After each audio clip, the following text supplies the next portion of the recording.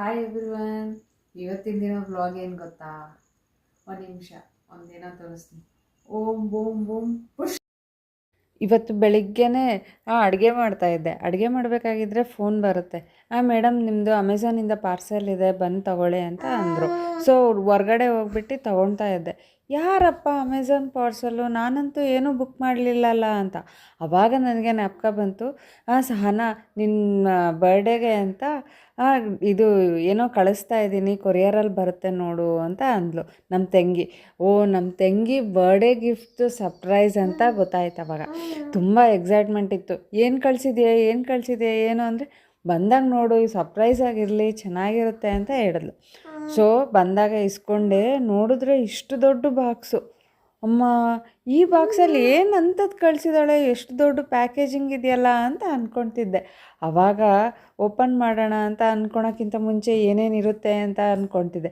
ಒಂದು photo frame nature ಥರದ್ದು, ಇಲ್ಲಾಂದರೆ ದೇವ್ರದಂತೂ ಕಳಿಸಲ್ಲ, ಫೋಟೋ ಫ್ರೇಮ್ ನೇಚರ್ ಥರದ್ದು ಏನಾದರೂ ಕಳಿಸಿದಾಳೆ ಅಂತ ಅಂದ್ಕೊಂಡೆ.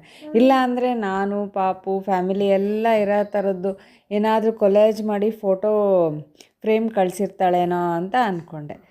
ಇನ್ನು ನನಗೇನೋ ಅಷ್ಟು ಐಡಿಯಾ ಬರ್ತಿಲ್ಲ. ನಿಮ್ಗೇನಾದರೂ ಐಡಿಯಾ ಇದ್ದರೆ ಹೇಳಿ ಕಮೆಂಟಲ್ಲಿ, ಏನು ಕಳಿಸಿರ್ಬೋದು ಅಂತ.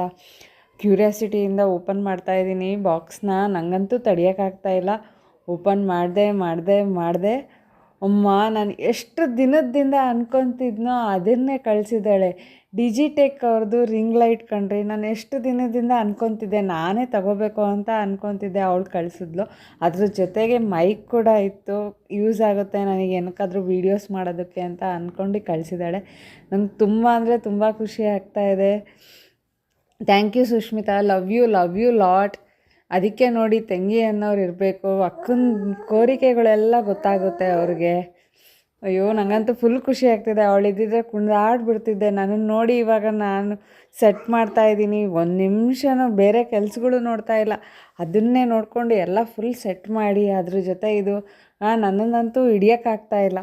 Thank you so much Sushu. ತುಂಬ ಇಷ್ಟ ಆಯಿತು ಗಿಫ್ಟು. Thank you. ನನ್ನ ಬರ್ಡೇನ ಸ್ಪೆಷಲ್ ಅನಿಸ್ತು ನನಗೆ ಈ ಗಿಫ್ಟ್ ನೋಡಿ. Thank you so much. Love you lot.